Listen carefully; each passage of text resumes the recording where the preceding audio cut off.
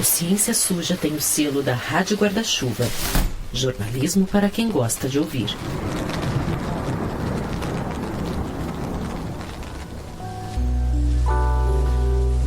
Dá até orgulho fazer publi pro podcast do Ayrton Escobar, que é um dos maiores nomes do jornalismo de ciência brasileiro. E ainda mais para um projeto desses, que junta o jornalismo de ciência do Ayrton com outra paixão dele, o mergulho. No podcast O Mar Não Tá Pra Peixe, você vai entrar fundo no oceano e entender como ele é, por exemplo, peça-chave pra gente produzir remédio, comida, energia e até pra gente respirar. Só que já no primeiro episódio dá pra ver que a humanidade não tá retribuindo o favor. Porque o aquecimento global tá arrasando recifes de coral e ameaçando diferentes ecossistemas marítimos. E isso sem contar no tanto de lixo que a gente empurra pros mares, né? Esse é um podcast sobre tudo que o oceano faz por nós e tudo de ruim que a gente tá fazendo com ele. E com direito a umas expedições incríveis que o Ayrton fez e registrou em litorais pelo Brasil. Os primeiros episódios do Mar Não Tá Pra Peixe já estão no site do Jornal da USP e nas plataformas de podcast, também dentro do perfil do Jornal da USP. Então não deixa de escutar. É um bom começo para tentar virar a maré dessa destruição dos oceanos e que vai cobrar um preço caro.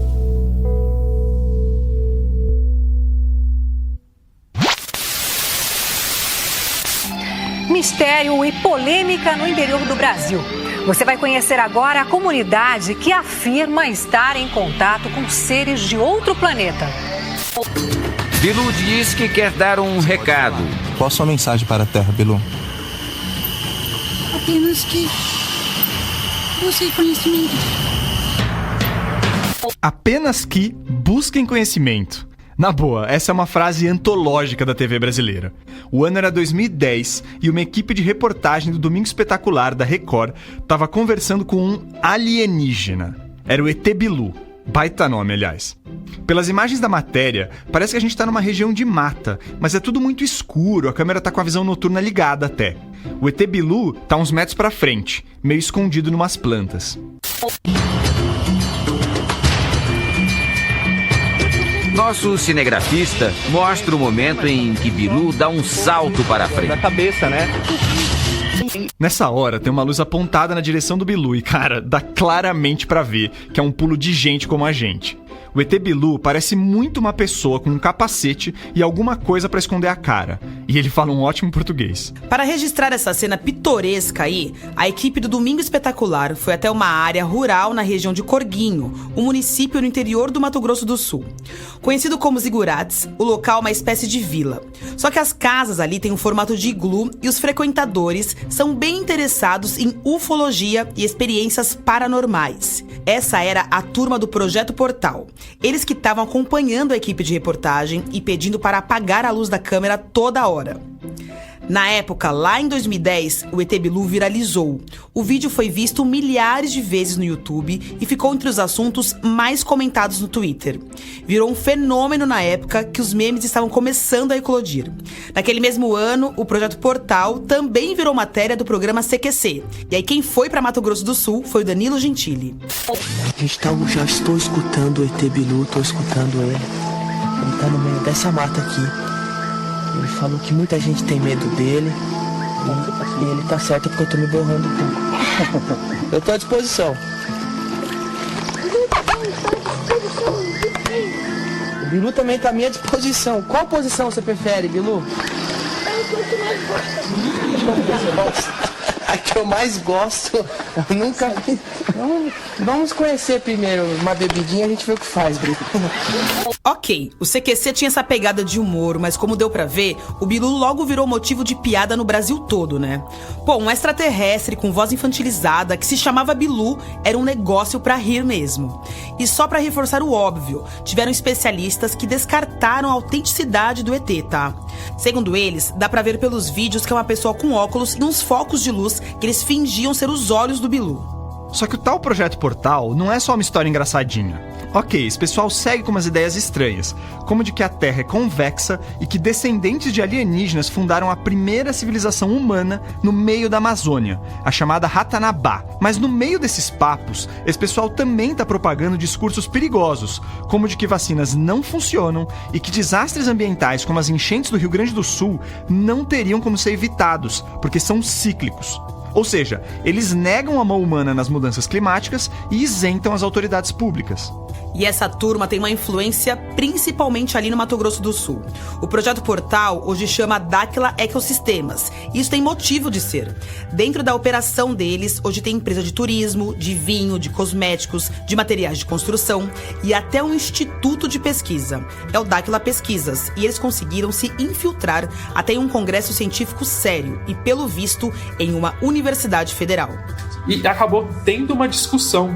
O que eles conseguiram usar como o Sinagel, um evento científico, está validando o Ratanabá.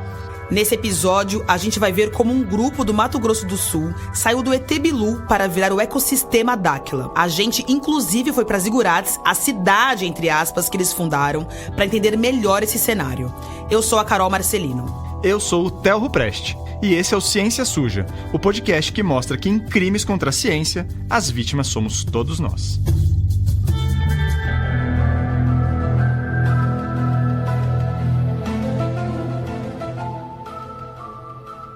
A gente aqui do Ciência Suja sempre ficava muito intrigado com essa história da Dáquila.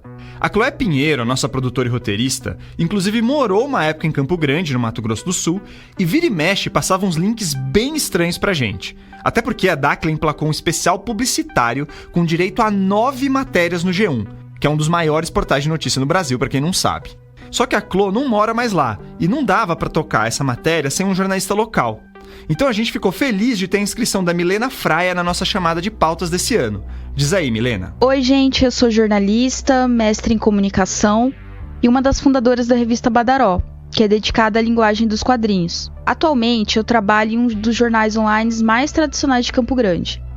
Enfim, eu cubro de tudo, mas essa história da Dáquila me intrigou, porque a turma do ET Bilu sempre foi uma espécie de piada por aqui. Ninguém levava muito a sério. Só que agora a dimensão deles tem assustado um pouco. Até porque eles chegaram com umas ideias esquisitas em um evento na universidade onde eu fiz graduação e mestrado. Bom, a Milena tinha esse conhecimento geral sobre a presença da Dáquila no Mato Grosso do Sul, mas foi descobrindo muitas outras coisas usando, entre outros talentos, seu bom faro para caçar arquivo de vídeo na internet. Ouve só essa pérola. Você já esteve em outro planeta, vamos dizer assim? Olha só, eu já fui levado à nave 3 vezes. Uma vez quando eu tinha 13 anos. Até eles fizeram uma marca no meu pescoço. Cadê? Tem aí? Ainda existe. Posso ver a marca? Pode ver. Como se fosse... Isso não é um comichãozinho, não? Que deu uma coceirinha?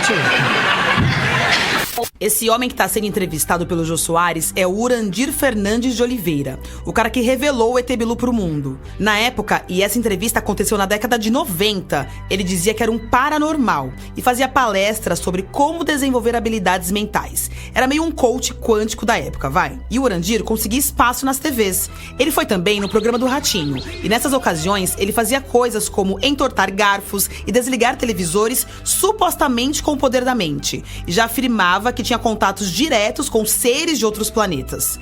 Isso tudo bem antes do ET Bilu, só pra ficar claro. É verdade que você tem uns chips aqui? Sim, colocado por seres extraterrestres quando eu tinha 13 anos de idade. Foi só em 1999 que o Urandir fundou o Projeto Portal e iniciou a construção de Zigurates, a cidade do futuro. Ele comprou um terreno no interior do Mato Grosso do Sul de um fazendeiro. Segundo o grupo dele, o local tem um importante vórtex de energia magnética. No início dos anos 2000, algumas pessoas chegaram a comprar lotes dentro desse terreno e começaram a construir umas casinhas com os telhados arredondados, meio em forma de domo. E aí tinha uns outros mais piramidais. O negócio chamava atenção pelo diferente, mas essas construções seguiriam modelos para dificultar o destelhamento em casos de acidentes climáticos na região. A propaganda era que Zigurates seria uma cidade preparada para uma catástrofe apocalíptica. Pouco a pouco, os seguidores do Urandir começaram a se mudar para lá e a participar das atividades do Projeto Portal, que envolviam basicamente investigar sinais enviados por extraterrestres e também fazer um treinamento mental. Foi essa a época do ET Bilu. Só que o grupo foi mudando e crescendo. Em 2021, a empresa Dáquila Pesquisas passou a se apresentar como Ecosistema Dáquila e expandiu suas atividades para diversos setores, como turismo, cosméticos, mineração, criptomoedas e até produção de vinhos. É uma espécie de holding com várias empresas envolvidas. O grupo tem investido até na comunicação através das redes sociais em uma web TV chamada TVCH, que é a TV Central de Habilidades. Além do Urandir, que é mesmo a figura central do negócio, a Dáquila conta com influenciadores que se apresentam como pesquisadores e ajudam a divulgar as ideias do projeto. Então aquela ufologia mais raiz do passado foi ganhando um ar mais de legitimidade e conquistou muita gente nas redes sociais, onde as suas teses têm se disseminado a despeito de serem vistas como absurdas pela comunidade científica. O perfil da Dáquila no YouTube tem mais de 70 mil assinantes e tem vídeos lá com mais de 100 mil visualizações. Uma dessas histórias você provavelmente já ouviu falar. É a suposta descoberta de Ratanabá, a cidade perdida na Amazônia, que teria sido construída por uma civilização alienígena chamada Muril. Essa seria a primeira civilização humana, ou humanoide, a habitar a Terra, e teria surgido há 450 milhões de anos. Guarda esse número aí. Na explicação dos pesquisadores da Dáquila, Ratanabá é um nome na linguagem Irdin, o primeiro idioma falado na Terra, segundo essa teoria aí, e significa do reino para os mundos. Eles também afirmam que Ratanabá seria maior que a grande São Paulo, que era a capital do mundo e que escondia muita riqueza, como esculturas de ouro e tecnologias avançadas de nossos ancestrais. É quase uma mistura de Eldorado e Atlântida. O Urandir e a turma dele alegam que, além de Ratanabá, eles também descobriram ruínas de 32 cidades na região amazônica durante expedições que eles fizeram, e que Ratanabá era mais avançada que as civilizações pré-colombianas, como os maias e os incas, que ocuparam boa parte das Américas antes da chegada dos europeus, lá no século XVI. Houve só mais um trecho que a Milena pescou nas redes sociais. Aí o que tem ali, as informações que contém Ratanabá, é o que eles procuram. Vale mais do que ouro. E mesmo porque algumas ruas, algumas colunas, algumas construções em Ratanabá são de ouro. Não tem como negar. Os incas levavam ouro de onde? De Ratanabá. Os maias, os astecas pegavam ouro de onde? De Ratanabá. Essa é uma live do psicólogo Rafael Hungria, um dos integrantes e orientadores da Dáquila Pesquisas. Ele é uma das figuras que mais aparecem nas redes sociais representando a instituição. Mas segue com a gente nessa bad trip. Segundo eles, Ratanabá seria um ponto de convergência de galerias subterrâneas e de trajetos que atravessam o continente sul-americano para outras regiões do mundo. Esse caminho seria uma antiga malha viária com bases na superfície, distribuídas em diversos pontos do Brasil e de outros países. Cidades como São Paulo, Peabiru, no Paraná e Santo Ângelo, no Rio Grande do Sul, teriam sido construídas sobre essas bases. Fora do país, ela se estenderia pela Cordilheira dos Andes até o seu destino final, o Monte Nemrut, na Turquia. A equipe da Dáquila alega que essa malha viária interligaria pontos magnéticos, sei lá o que isso significa. Esse caminho seria o Caminho de Peabiru. Só que a inconsistência dessa história já começa pela data. Ratanabá teria surgido 450 milhões de anos atrás, lembra? E nessa época, o planeta Terra nem tinha se subdividido em continentes. A humanidade só viria a existir algumas centenas de milhões de anos depois. Quem reforçou isso pra gente é o coordenador do Laboratório de Arqueologia dos Trópicos do Museu de Arqueologia e Etnologia da USP, o Eduardo Góes Neves. Não existia nem Amazônia nem Turquia nessa época, gente. Como é que você... eles partem da premissa, como que é uma premissa meio terraplanista também, de que o planeta ele sempre foi o mesmo, que a configuração dos continentes do planeta era a mesma há 450 milhões de anos atrás, mas ela não era, né? O processo de escorrimento dos Andes, ele se estabilizou há mais ou menos 8 milhões de anos atrás, e não há 450 milhões de anos atrás. Ou seja, não daria para fazer um túnel subterrâneo no que hoje é a Cordilheira dos Andes, há 450 milhões de anos atrás. Pelo menos não desse jeito que foi pintado pelo pessoal da Dáquila. E tem mais uma malandragem aqui, porque o Caminho de Peabiru não é uma invenção da Dáquila. Existem evidências de uma rede que realmente ligava o litoral leste da América do Sul ao litoral oeste. Seria uma rota criada por indígenas, não por descendentes de alienígenas, e ela ganhou esse nome de Caminho de Peabiru mesmo. Só que primeiro que algumas teorias dizem que ela foi feita entre os anos 400 e 500 depois de Cristo, enquanto outras afirmam que ela teria até 10 mil anos. Nenhuma fala de uma rota de milhões de anos atrás, nenhuma fala de Ratanabá e nenhuma diz que essas rotas foram para outros continentes. Aliás, o professor Eduardo estuda há mais de 35 anos a história da ocupação humana na Amazônia. Hoje ele está envolvido com o projeto Amazônia Revelada, que está mostrando como a maior floresta tropical do mundo foi e continua sendo habitada pelos chamados povos da floresta. E como eles não tinham nada de primitivos no sentido de serem menos evoluídos, como tem gente que ainda pensa. Então eu acho que até por isso ele se irrita um pouco com essas histórias de Ratanabá. Porque no fim, eles geram confusão sobre o trabalho dele. O Eduardo tá procurando vestígios de civilizações ali, mas não falando que elas têm 450 milhões de anos e menos ainda que elas vieram de uma linhagem de alienígenas, até porque isso diminui e até apaga os feitos dos indígenas, né? Escuta essa história, por exemplo. Com aval dos povos indígenas, o grupo do Eduardo sobrevoou a Terra do Meio e a Serra da Muralha, em Rondônia, usando a tecnologia LiDAR para buscar indícios de sítios arqueológicos. Essa tecnologia, que é muito cara, por sinal, consegue mapear grandes áreas sem precisar de uma intervenção física direta. E isso ajuda a ver desmatamentos ou escavações, por exemplo. Inclusive, guarda esse nome, LiDAR, porque isso vai dar pano para manga. Enfim, o Eduardo disse que pesquisas arqueológicas revelaram que a ocupação mais antiga encontrada na Amazônia é de 14 mil anos atrás, no Alto Rio Guaporé, no Mato Grosso. Ele também reforçou que os povos que viviam na região tinham uma tecnologia impressionante, especialmente na área de agrobiodiversidade. Eles conseguiam adaptar o solo para a agricultura e domesticar plantas, o que não era pouca porcaria naquela época não. Tanto que foram os primeiros a cultivar várias espécies de vegetais e frutas, como a mandioca. Existe uma visão com relação às regiões tropicais e equatoriais, né, como é o caso da Amazônia aqui para nós no Brasil, que ela é muito preconceituosa, né? Ela é muito pessimista, essa visão pessimista sobre a ideia de que os trópicos nunca tiveram condições de produzir, né? Que os povos que habitam as regiões tropicais e equatoriais sempre foram mais atrasadas, mais limitadas por causa de uma série de fatores limitantes, né? Mas se a gente olhar, por exemplo, para essa história no cultivo de plantas, é uma história maravilhosa. E esse é um exemplo só, porque as cerâmicas mais antigas das Américas também foram produzidas na Amazônia, e provavelmente em mais de um local da Amazônia, segundo o Eduardo. Mas aí pensa que vem uma galera e sugere que na realidade os vestígios arqueológicos dali não mostram a complexidade incrível dos povos da floresta.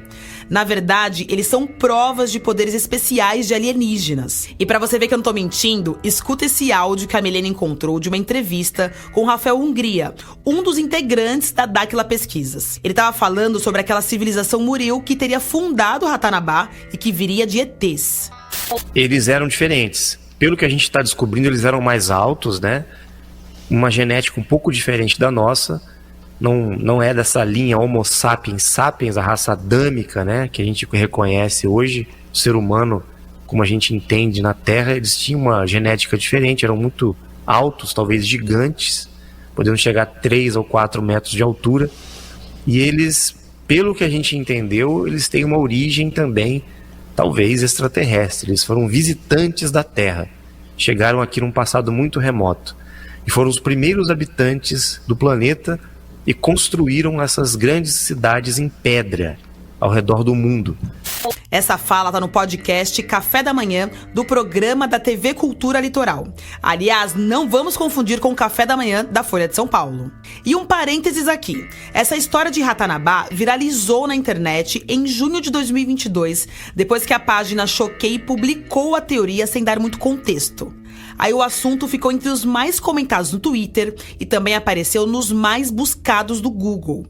No mesmo dia, a Choquei se retratou e apagou as postagens, mas a história já estava no mundo. Tanto que no mesmo mês, o ex-secretário de Cultura do governo Bolsonaro, o Mário Frias, compartilhou nas redes sociais que tinha se encontrado com o próprio Urandir e recebeu uma atualização sobre as pesquisas que o grupo Dáquila vinha fazendo.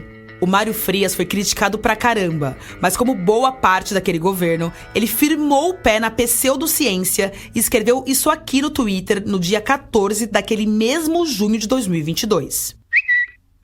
É importante termos a mente aberta e respeitar o trabalho de quem realmente vai a campo. O fato é que podemos estar diante da maior descoberta dos últimos tempos.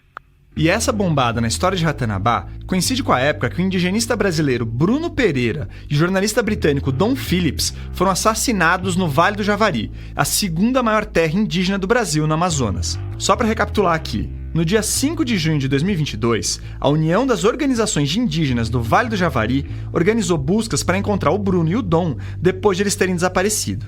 E no dia 15 de junho, um dia depois da tuitada do Mário Frias, os dois foram confirmados como mortos.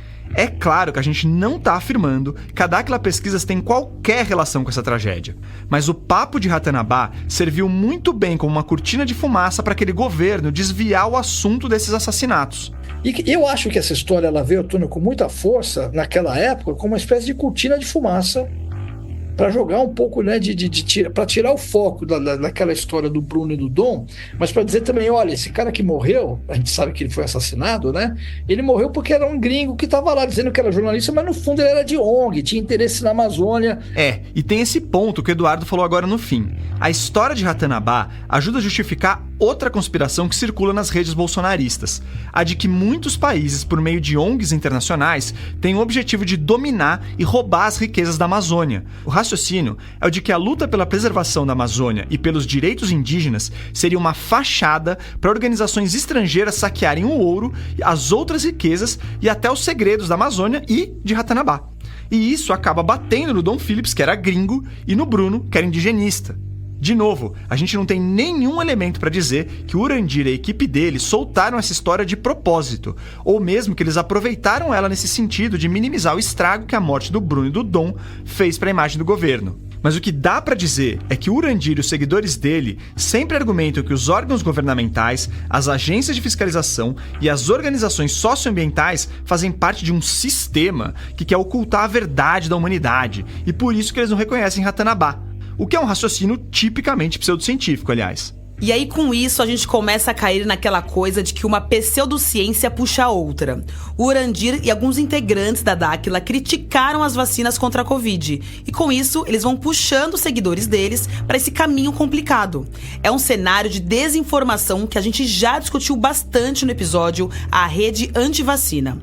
E até por isso, a gente pediu para nossa Chloé Pinheiro, que produziu aquele episódio, falar sobre isso num áudio do WhatsApp.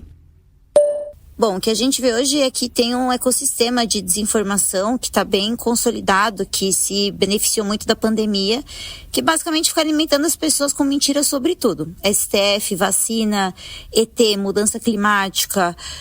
Não importa muito, na verdade, se é sobre política, ufologia, medicina. O que importa é manter as pessoas presas nessa bolha, achando que fazem parte de uma turma especial, que sabe o que ninguém mais sabe. E o triste é que geralmente isso vem junto com uma solução alternativa para esses problemas.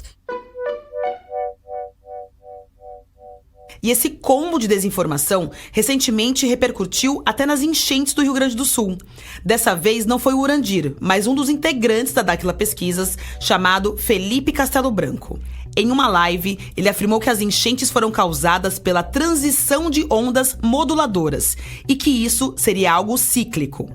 Porque são anos ouvindo nossos parceiros relatando transição entre as ondas moduladoras, vai mudar o MDPL, isso aí vai causar anomalias climáticas graves. A nossa ciência vem com El Niño, Laninha e o CO2. Ou seja, ele ignorou completamente uma possível relação entre as atividades humanas e eventos climáticos extremos e ainda deixou barato para o poder público local, que não tomou as medidas para minimizar uma tragédia como essa. E olha que no site oficial, o Felipe Castelo Branco é apontado como diretor da Dáquila Pesquisas e do Centro de Inovações, Ciência e Tecnologias do grupo. Para explicar essa história, a gente pediu mais um zap, mas dessa vez para Karina Lima, que ajudou no episódio Negacionismo Climático à Brasileira, que é uma doutoranda em climatologia e é uma divulgadora científica de mão cheia. Tivemos um evento extremo realmente muito intenso e o sistema receptor deste evento tem inúmeras vulnerabilidades. O El Niño, que é um fenômeno natural, contribuiu para o evento extremo, mas não foi o único responsável. As mudanças climáticas antropogênicas, ou seja, causadas pelo homem, tiveram um papel importante, tornaram o evento mais provável e mais intenso, consequentemente com maior potencial destrutivo. E isso é física do clima. Então, negar as mudanças climáticas antropogênicas e a relação do aquecimento da atmosfera, oceano e superfície terrestre na potencialização sistemática de extremos, mesmo com toda a ampla e sólida base que a ciência do clima construiu, é negacionismo puro. E também há quem propositalmente queira separar uma coisa da outra, mas está tudo conectado no sistema terrestre. Então tivemos muitos ingredientes para que o desastre fosse terrível, e a influência humana está presente em todos eles, desde o aquecimento global antropogênico, tornando este e outros eventos extremos mais prováveis e piores, passando pelas decisões que propiciaram o afrouxamento da legislação ambiental, até a ausência de investimento, manutenção e de planos de adaptação climática. Então, assim, por mais que algumas das afirmações desse pessoal pareçam pitorescas, a verdade é que elas podem contribuir para um ecossistema que favorece a circulação de notícias falsas capazes de prejudicar a saúde da população e o meio ambiente. Depois do intervalo, a gente conta como a Dáquila seguiu suas explorações na Amazônia e como foi para Milena, a produtora desse episódio, ver de perto a cidade de Zigurates, que eles construíram do zero.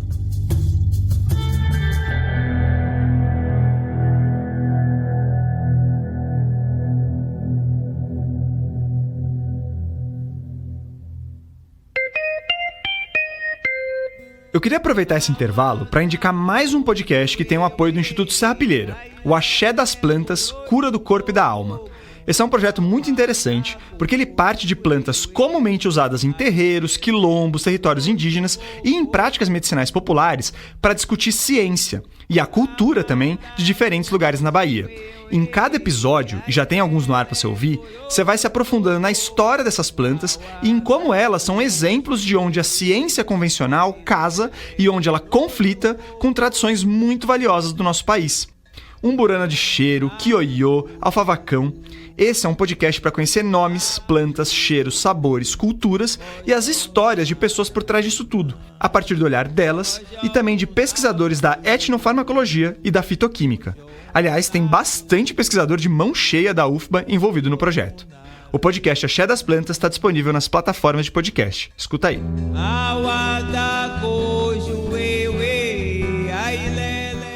E agora, mais um recado sobre o episódio da semana da Rádio Novelo. A primeira vez que o Morzaniel viu uma câmera filmadora, ele pensou que era um aparelho médico. Mas quando ele entendeu do que se tratava, ele se transformou. Transformou a comunidade dele e transformou a própria ideia de cinema. Eu sou Carol Pires e eu conto essa história no episódio dessa semana do Rádio Novelo Apresenta. No mesmo episódio, o Evandro Cruz Silva faz um relato pessoal sobre como ele também se transformou quando esteve na mira, não de uma câmera, mas de um revólver. Rádio Novelo Apresenta. Toda semana, uma história que você nem sabia que precisava ouvir. Quando terminar de ouvir o Ciência Suja, procura a gente no seu aplicativo de áudio favorito ou no YouTube. Espero vocês.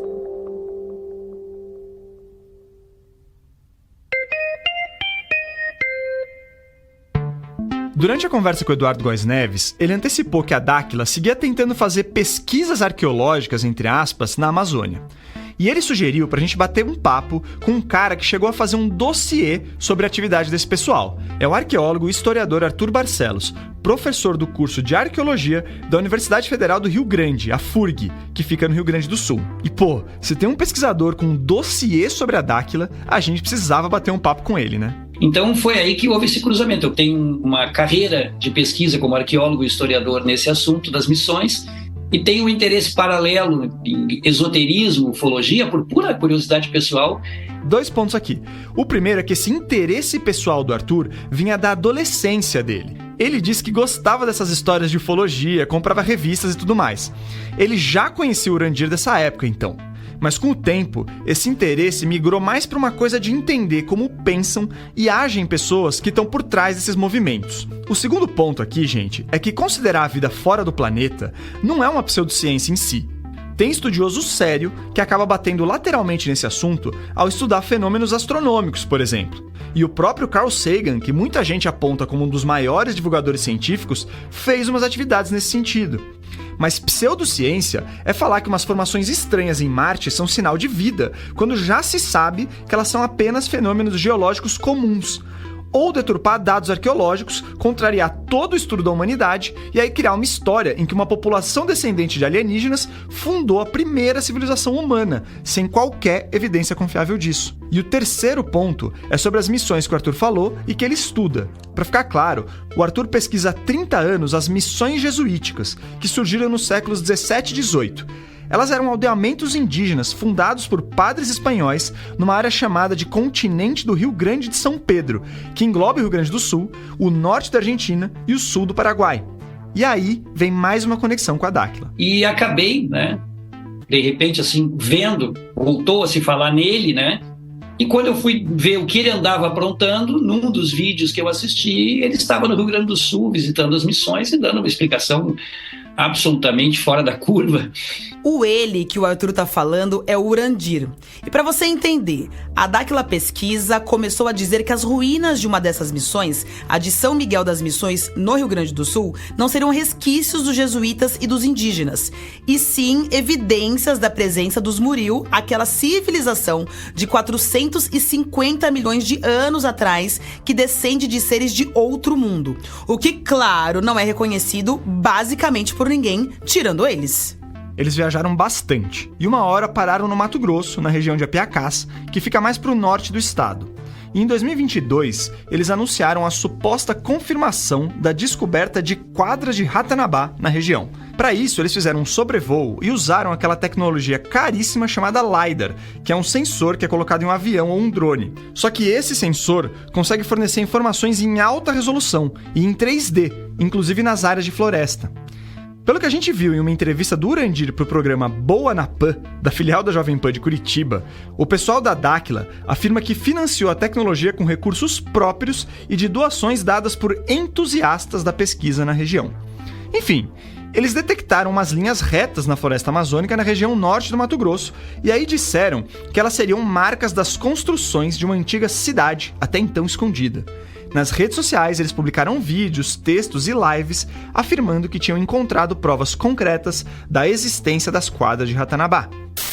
Na minha opinião, né, na minha visão, esses pontos, né, o levantamento do LiDAR, a visita na área e essa pesquisa que eu fiz para mudar a perspectiva, né, mudar a minha posição de enxergar a natureza, são fundamentais para entender que aquilo ali é antrópico, né? Ou é, no caso, Muriu, né? Aquilo ali não é natural. Essa voz aí é do geógrafo Saulo Ivan Neri, um dos integrantes da Dáquila Pesquisas, em uma live do grupo. Só que eles não provaram nada, gente. O que eles fizeram foi mostrar um padrão geológico em xadrez, o que não é surpresa nenhuma para arqueólogos como Eduardo Góes Neves. Esse padrão geológico pode sim ser algo natural ou até mesmo construído por povos indígenas que estavam lá. Tanto que naquela mesma live, o Saulo fala que para entender esses achados como sendo Ratanabá, você precisa pensar de um jeito diferente.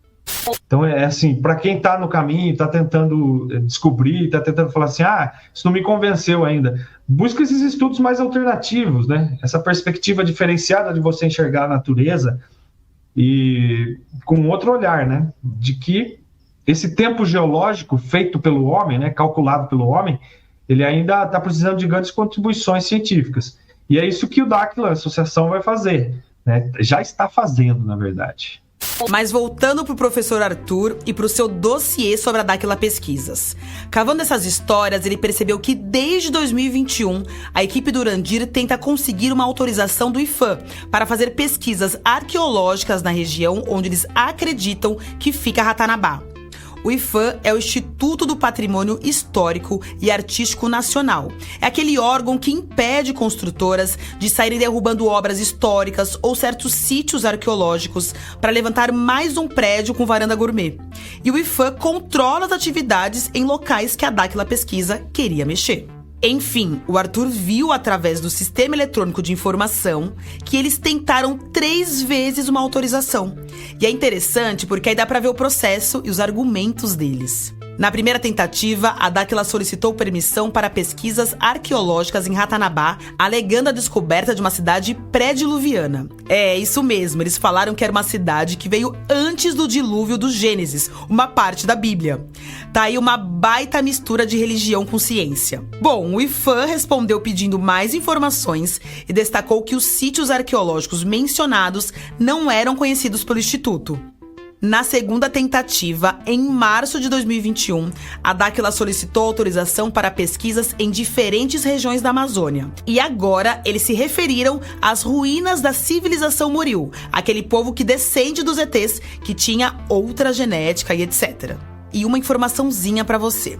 O então deputado federal Ricardo Barros, que era da base do governo Bolsonaro e de outros também, pediu para o IPHAN do Amazonas dar uma atenção para a solicitação da Dáquila. Em resposta, o IPHAN enviou as informações de como são feitas as solicitações de pesquisas arqueológicas, porque o pedido da Dáquila tinha só uma página e era muito vago. Outra coisa digna de nota é que em fevereiro de 2023, o Ministério Público Federal de Mato Grosso pediu ao IPHAN local mais informações sobre pesquisas relacionadas a Ratanabá. Isso depois de denúncias de sobrevoos em terras indígenas. Em uma nota, o IPHAN do Mato Grosso respondeu que havia tramitado um pedido da Dáquila, o terceiro aqui, para realizar pesquisas arqueológicas, mas a autorização não tinha sido concedida, e acrescentou: resumidamente, não há pesquisas científicas que apontem sequer uma mínima possibilidade de Ratanabá existir. Sobre os achados, entre aspas, da Dáquila, a mesma nota técnica apontou que especialistas sugerem que as supostas linhas identificadas seriam estruturas geológicas naturais ou geoglifos, que são comuns na Amazônia e não têm relação com cidades perdidas. E a nota do IPHAN faz um alerta. Cabe pontuar ainda que a disseminação dessas informações sem qualquer comprovação científica pode, dentre outras coisas, atrair a curiosidade e a busca desenfreada por esses locais, que guardam supostos tesouros, colocando em risco os sítios arqueológicos conhecidos ou não, a floresta, bem como as populações indígenas ou outras que ocupem essas regiões. Pois é, tá aí outro problema que esse pessoal da Dáquila poderia causar. Tanto que em dezembro de 2023, arqueólogos do Paraná mandaram uma, abre aspas, carta de denúncia da comunidade científica, fecha aspas, pro IPHAN. E isso para acusar supostas atividades pseudocientíficas da equipe da Dáquila. Eles apontam que patrimônios históricos e arqueológicos no Paraná teriam sido usados pelo time do Urandir para referendar suas teorias. E lá veio o IPHAN com mais uma resposta, dessa vez em abril de 2024. E reparem expressões como vandalismo, danos irreparáveis e condutas maléficas. É de conhecimento público o modus operandi pseudocientífico com recorrência de vandalismo adotado pelo Instituto Dáquila. A persistência dessa prática, que se revela prejudicial em diversos aspectos, pressupõe uma eventual ampliação da esfera de investigação para âmbito nacional, considerando o acúmulo substancial de denúncias em todo o país acerca das condutas maléficas desse grupo, que não apenas dissemina desinformação, mas também ocasiona danos irreparáveis a sítios arqueológicos e ao patrimônio nacional.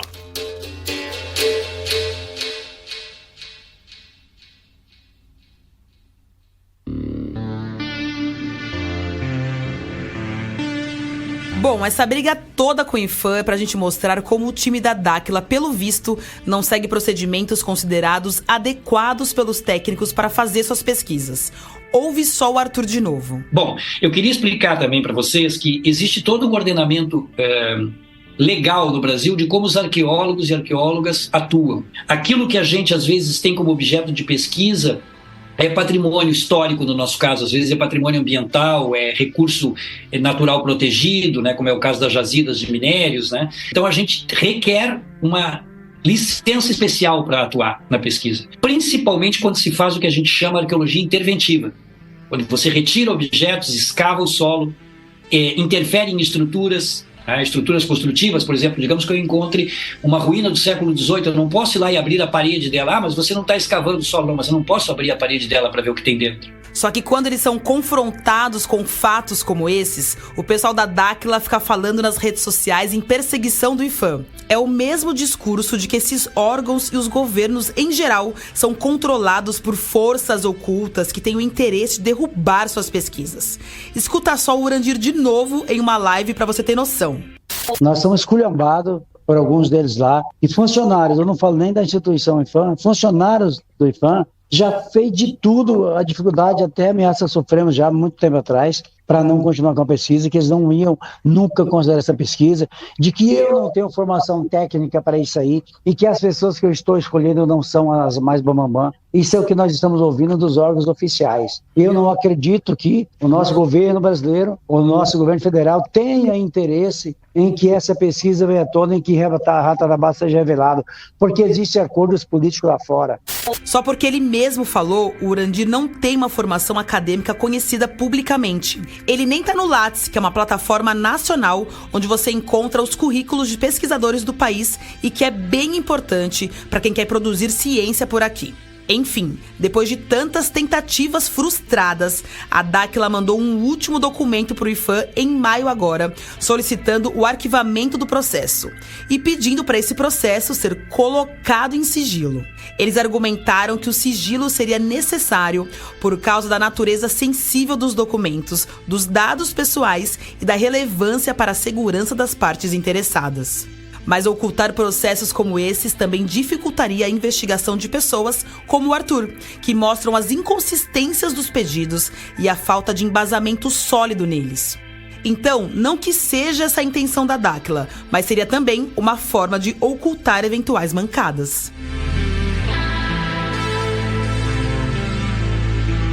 Agora, se a Dakhla Pesquisas não se deu bem com o IPHAN, o grupo conseguiu sim espaço em um congresso científico sediado na Universidade Federal do Mato Grosso do Sul, a UFMS, no campus de Corumbá. E aí eles fizeram um movimento todo orquestrado lá. Mas calma, que a gente vai explicar a história toda, até porque não é que os organizadores assinam embaixo da causa da Dakhla. Então vamos lá.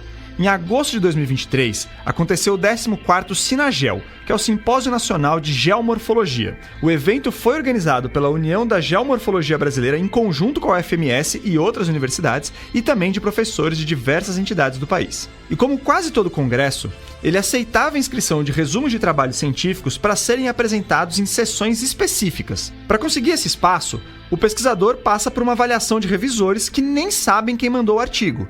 E foi nessa que um trabalho assinado pelo Saulo Ivan Neri, pelo Urandir Fernandes de Oliveira e por outros membros da Dakhla foi aceito.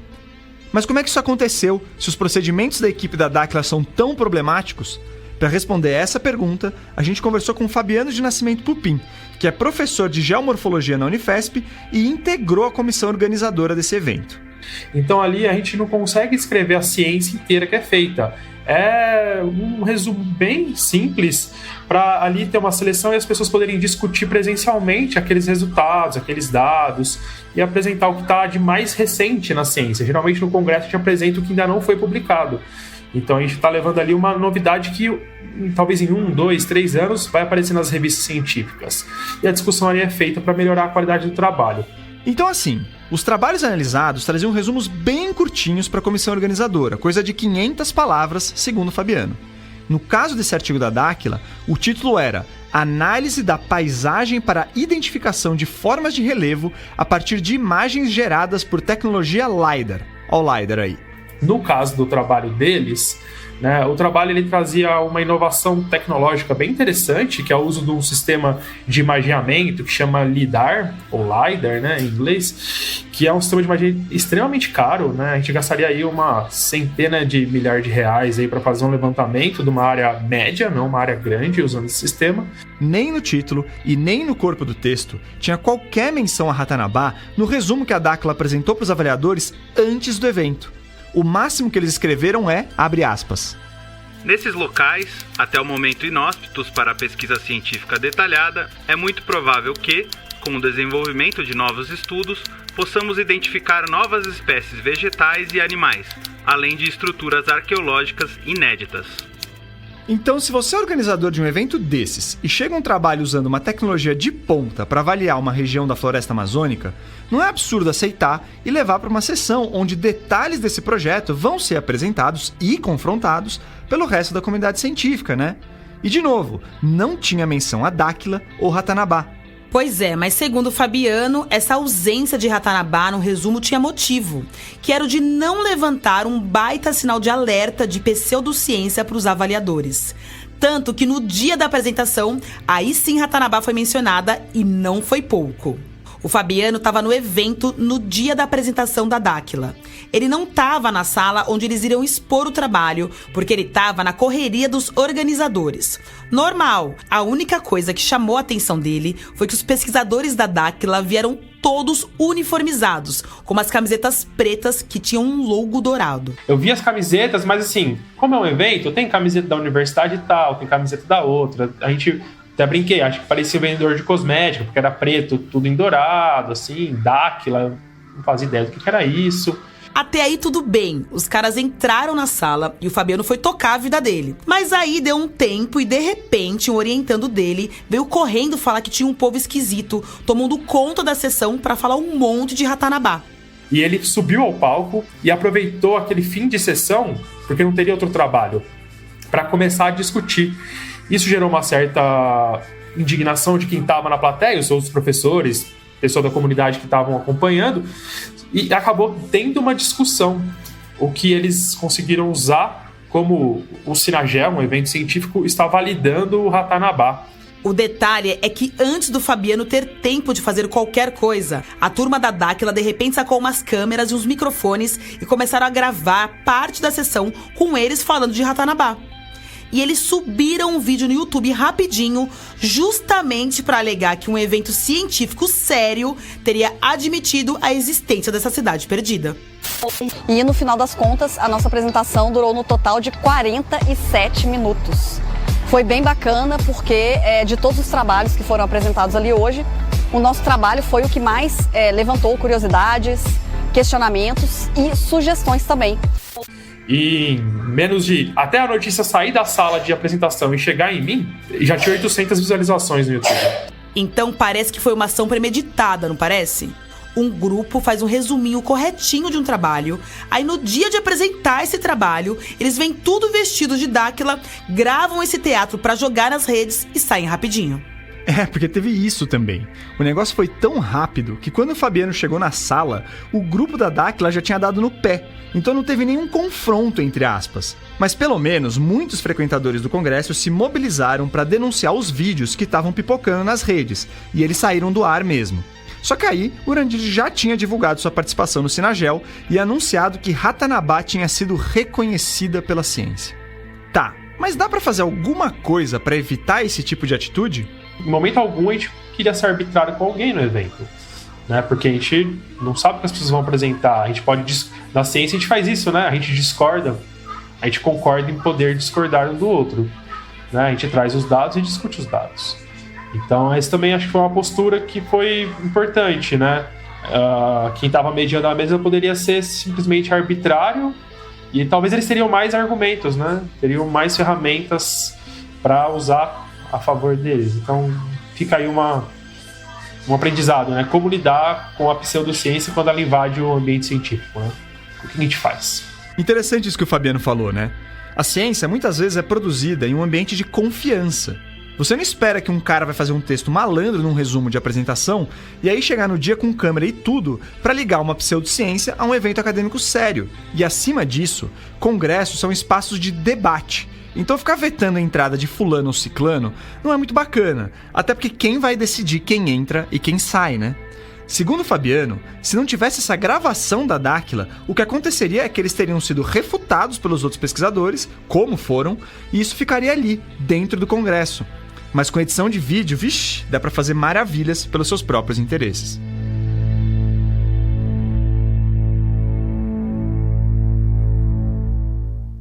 Tá, mas é aquela visita para Zigurates, a cidade construída pelo time de Dáquila, que a gente prometeu, né?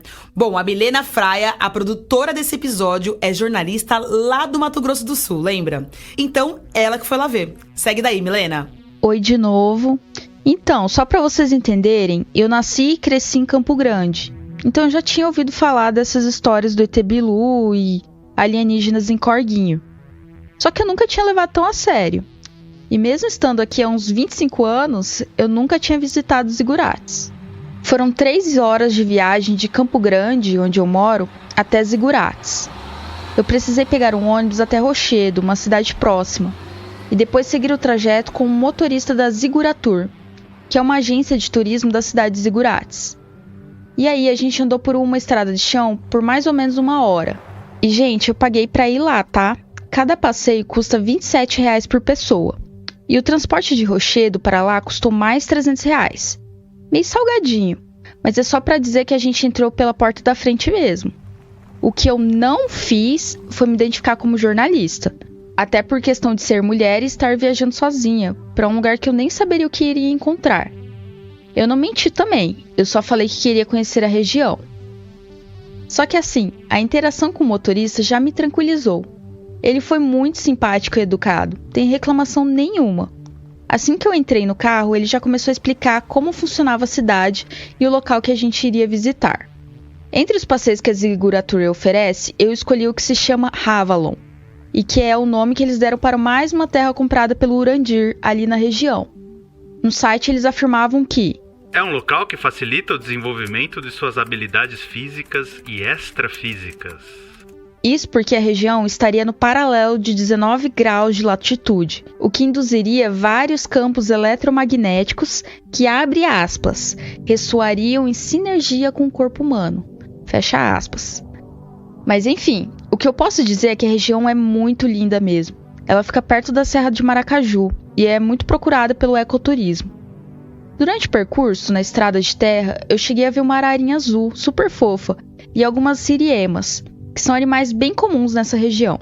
E em Havalon, a vista também é de tirar o fôlego, porque é bem em frente ao Morro São Sebastião, que foi rebatizado pelos integrantes do Dáquila como Morro do Rangstar, que depois de dar uma pesquisada aqui, eu vi que é o nome de um suposto extraterrestre. Enquanto eu estava por lá, uma guia da região me mostrou os pontos mais importantes do local e explicou a história da Dáquila Pesquisas e de Urandir. E eu escutei tudo, e posso dizer de novo que eu fui muito bem tratada. Eu confesso que eu esperava um lugar mais cheio, eu não vi nenhuma pessoa mais ali fazendo o tour, o que foi até engraçado, porque eu não tive um tempo de dar uma caminhada sem a guia do lado. Mas quando eu conversei com o pessoal que estava trabalhando lá, eles me contaram que Havalon é um espaço utilizado para sediar as chamadas atividades de campo, que seriam encontros que reúnem vários integrantes do Dáquila Pesquisas de diferentes cidades do Brasil e até de outros países. E nessas datas que eles compartilham seus achados, aí sim lá ficaria bem lotado. Aliás, tem mesmo chalezinhos e dormitórios para acomodar esse povo em Havalon. E com isso, deu para ver que realmente a Dáquila segue operando nessa frente de pesquisa, e que, em teoria, ela está abrindo seus braços para além do Mato Grosso do Sul. Só que é isso, em dias normais, algumas pessoas moram lá e seguem trabalhando para a própria instituição, como é o caso do motorista que me levou até lá. Um detalhe que eu acho legal ressaltar é que para fazer parte da Associação Dáquila e para participar desses treinamentos, é preciso pagar uma mensalidade de R$70 para ser titular ou R$65 na moeda BDM. Inclusive, em vários momentos, eu ouvi que os integrantes da Dáquila usam essa moeda própria chamada BDM, que é a sigla para Bônus Dourado Mercantil. Com essa moeda, eles conseguem comprar comida e outras coisas por lá. Além disso, eles têm um local na região que eles chamam de milharal.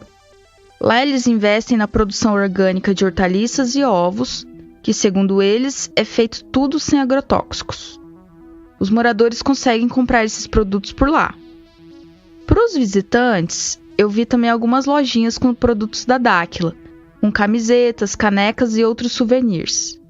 Mas aí em 2020, o ecossistema Dáquila criou a criptomoeda BDM digital, que segundo eles é um dinheiro que utiliza uma plataforma criptografada para ser utilizado no dia a dia, cujo grande diferencial é aumentar a liberdade e o poder de compra da população, fomentando os negócios de grandes e pequenos empreendedores. Essa descrição eu tirei da aba Sobre Nós, no site oficial da BD Mercantil. Eu já tinha visto propaganda dessa moeda em Campo Grande, mas honestamente eu nunca tinha associado ao Urandir e à Dáquila. Inclusive, isso é algo para se destacar. Como a gente mencionou, o ecossistema Dáquila conta com vários empreendimentos por aqui, como a empresa Vinho 067 e Kion Cosmetics, que produz e comercializa produtos de beleza baseados em argila. São cerca de 20 empreendimentos que de alguma forma estão trazendo dinheiro para essa turma e possivelmente financiando as pesquisas. E eu digo possivelmente porque a gente não conseguiu cravar de onde vem o dinheiro para bancar os estudos sobre Ratanabá e para usar tecnologias caras como a LiDAR. Para entender um pouco sobre essa questão do financiamento, eu perguntei à própria Dáquila, por meio da sua assessoria de comunicação, como que eles conseguiram financiar uma pesquisa com LiDAR. Por e-mail, o Instituto informou que todo o investimento empregado nas pesquisas, incluindo o LiDAR e a compra de outros equipamentos, vem de recursos próprios, contando com a colaboração dos associados de Dáquila e de simpatizantes que desejam ver os resultados das pesquisas. Eles ainda completaram dizendo o seguinte: não temos participação de outros institutos de pesquisa ou qualquer outro órgão a fim de conseguir manter autonomia total sobre as pesquisas, sem interferência de interesses alheios, que não tenham compromisso com a verdade. Outro ponto curioso do passeio foi quando eu conheci um monumento explicativo da Terra convexa. Era uma espécie de maquete de pedra que mostra aos visitantes, de forma didática, como que é o formato da Terra. Ela era grande, tinha mais ou menos uns 4 ou 5 metros de largura. Para ver melhor essa maquete, eu precisei subir uma espécie de plataforma de observação, que era feita de madeira. Lá, a guia me explicou que a Terra tinha mesmo um formato convexo. Não é plana não, viu, gente? É convexa mesmo, como se fosse, sei lá, um pote de salada. Nas bordas desse pote teria muito gelo. E aí, atrás desse gelo, teria um novo continente, chamado Norte Maior. E aparentemente, segundo eles, o Polo Norte não existe. Eu até questionei. Mas a NASA e os outros institutos de pesquisa têm satélites e falam que a Terra é redonda mesmo.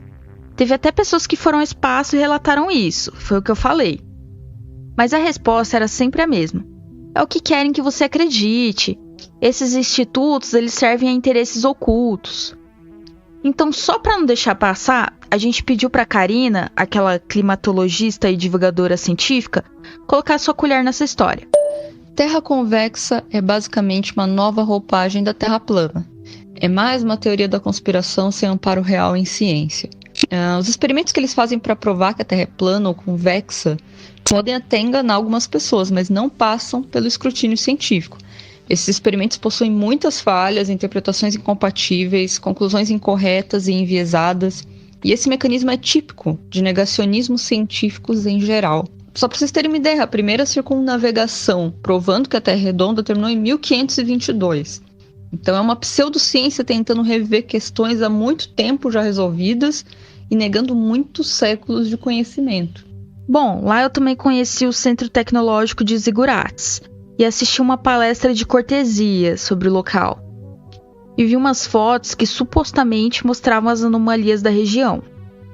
Nesse momento estava apenas eu, a guia do passeio e um dos pesquisadores da Dáquila. Mas para mim, que gosto bastante assim de fotografia, eu vi que só eram fotos com problemas de flash e iluminação. Enfim, o resumo é que eu fui muito bem tratada o tempo todo dessa viagem. Só que eu fiquei bem cansada e com um misto de tristeza e revolta. Especialmente por ver que algumas pessoas estão dispostas a largar empregos, família e a cidade natal em nome de um projeto que não tem estofo científico. É quase um fanatismo. Parece mais uma fuga dessa realidade complexa e enlouquecedora que a gente vive aqui no mundo real.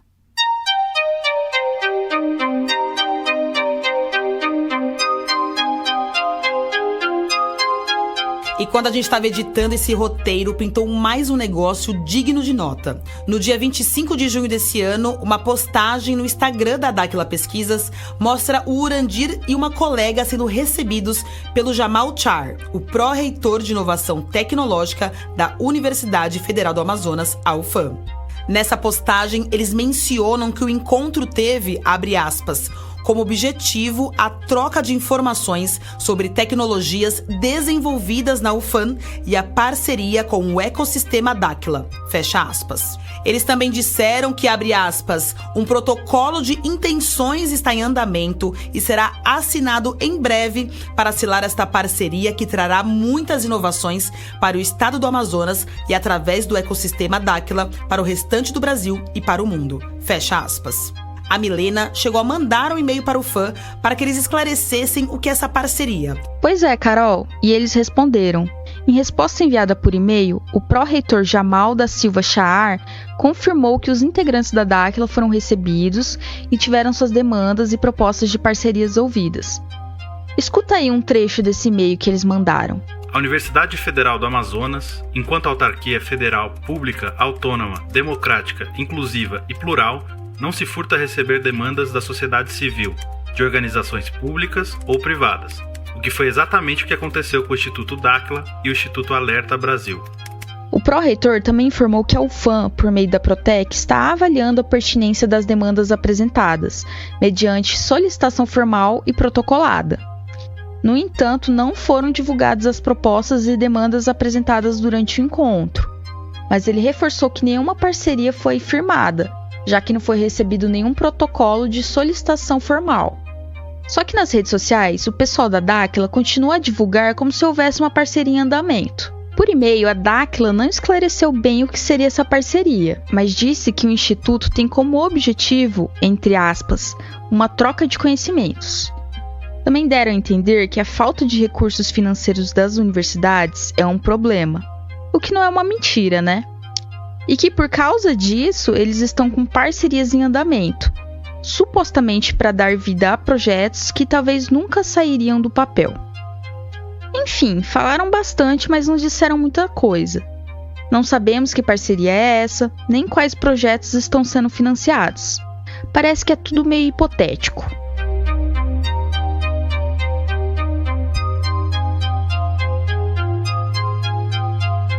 Também perguntei para o pessoal da Dáquila qual o interesse deles em participar de eventos científicos em universidades que, em tese, são espaços de ciência tradicional e que muitas vezes já repudiaram as afirmações do grupo, como a questão da Terra convexa. No e-mail, responderam que eles participam de eventos tradicionais pelo simples fato de que, abre aspas, estamos fazendo pesquisas científicas e usando dados científicos, ou seja, temos total capacidade de participar e mostrar resultados científicos de nossas pesquisas. Na visão deles, o que gera toda a polêmica é que com os mesmos métodos acadêmicos, eles supostamente atingiram resultados muito à frente do que vem sendo estudado e divulgado hoje em dia. Eles também comentam que ao longo desses anos encontraram profissionais que estão muito insatisfeitos com a prática da ciência e que querem fazer parte de uma suposta, abre aspas, mudança efetiva, buscando mais espaço para discutir ideias e fazer experimentos, ao invés de só ficar repetindo o que está escrito nos livros. Durante os meus questionamentos, também mencionei que vários pesquisadores da arqueologia e de outros campos científicos já provaram que essa datação, que apontaria a existência de uma civilização há 450 milhões de anos na Terra, é bem equivocada. Mas eles responderam que é normal uma teoria ser ajustada ou completamente desbancada. E ainda complementaram dizendo o seguinte: se os egos ficarem acima da real importância das pesquisas e das descobertas, a humanidade vai estagnar. Desde que veiculamos a data de Ratanabá e das edificações na Amazônia, estamos vendo datações refeitas no mundo todo de objetos com erro de 1 milhão de anos. Isso não pode ser ignorado. Não é um erro pequeno, justamente se levarmos em consideração a linha evolutiva que a ciência determinou para a origem da humanidade e do planeta anteriormente. Não se falava igualmente em pirâmides ou edificações na Amazônia brasileira, mas agora já estamos vendo cientistas admitirem essas hipóteses. Só que tem dois problemas aí. O primeiro é que mesmo se você assumir que os cientistas estariam recuando o tempo do surgimento dos humanos em 1 milhão de anos, o que já é controverso no mínimo, isso está muito longe de 450 milhões de anos. 1 para 450 é muito longe. E não bate com a história geológica, não tinha nem dinossauro, não tinha nem continente do jeito que é hoje. A outra coisa é sobre as pirâmides, ou sobre essas edificações que a Dáquila falou no e-mail. Deixa o Eduardo Góes Neves explicar isso. Essas pirâmides de terra da Bolívia, que estão sendo mapeadas agora, elas já são conhecidas há algum tempo. Elas já foram escavadas, algumas delas, há mais de 20 anos. E essas idades chegam, no máximo, há 1.500 anos atrás. Continua não fazendo sentido, mas é uma estratégia de comunicação, uma pseudo-humildade, né? Falar em aceitar os fatos, né? E controlar os egos, como se houvesse de fato uma disputa. Essa disputa é uma disputa por dados científicos, né? Por um lado, informação científica, por outro lado, o embuste. É isso que está em jogo aqui, não tem nada a ver com o ego. De qualquer jeito, a gente vai deixar a resposta toda da Dáquila no nosso site e nos tocadores. Então, como essa história passou por vários lugares e acontecimentos, vamos fazer uma listinha das teses do Urandir e da Dáquila. Número 1. Eles defendem a existência de Ratanabá e da civilização Muril, que seria composta por descendentes humanoides de alienígenas e que teriam colonizado o planeta há 450 milhões de anos atrás. Isso não é válido porque, para começo de conversa, nessa época não tinha humano na Terra, nem humanoide e nem continentes como eles são hoje. 2. Eles alegam que a Terra não é redonda e sim convexa, e que para além dos limites das paredes de gelo dessa Terra convexa, teria um continente secreto. As viagens de avião e de barco, os satélites e a movimentação de todos os corpos celestes discordam. Número 3. Eles negam que eventos climáticos extremos, como as enchentes no Rio Grande do Sul, tenham qualquer relação com atividades humanas. E eles inclusive falam que queimadas na Amazônia não são possíveis, algo que a gente refutou em um episódio inteiro chamado Negacionismo Climático à Brasileira. 4.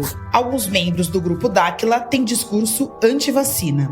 E número 5. Se alguém refuta as teses deles, eles dizem que isso acontece por interesses ocultos, o que reforça esse apreço por teorias conspiratórias. Enfim, depois de um episódio como esse, eu vou dizer que até concordo com uma coisa do ET Bilu. Apenas que busquem conhecimento.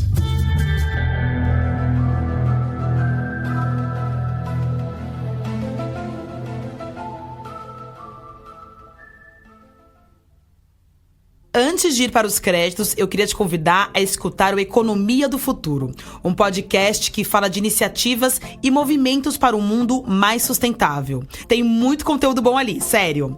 E eles, assim como a gente, fazem parte da Rádio Guarda-Chuva, uma confraria de podcasts jornalísticos ótimos. O Ciência Suja tem o apoio do Instituto Serra Pilheira, que fomenta a ciência e a divulgação científica no Brasil. Depois vai nas redes e nos sites deles para ver quanta coisa bacana eles apoiam. A 5ª temporada do Ciência Suja é apresentada por mim, Telro Preste. E por mim, Carol Marcelino. O roteiro é da Milena Fraia, a produção é dela também, junto com Pedro Belo e a Chloé Pinheiro. Obrigado, viu, Milena? Valeu, gente. Foi um prazer participar desse episódio. O Theo editou o roteiro com o apoio da Chloé Pinheiro, do Felipe Barbosa e do Pedro Belo. A edição de som, a mixagem, as trilhas originais e a masterização são do Felipe. Nesse episódio, nós usamos trechos da TV Record, do CQC, do Jô Soares 11:30 e do programa do Ratinho no SBT, do podcast BarbaCast, do programa Café da Manhã da TV Cultura Litoral e da trilha de abertura da série Arquivo X. E de lives e vídeos encontrados nas redes sociais e no YouTube de canais vinculados à Dáquila Pesquisas, como a própria Dáquila Pesquisas, o Urandir Responde, a TVCH e o canal Unificando Conhecimento, do Rafael Hungria. As artes das capas e o projeto gráfico do Ciência Suja são da Mayla Tanferri e do Guilherme Henrique.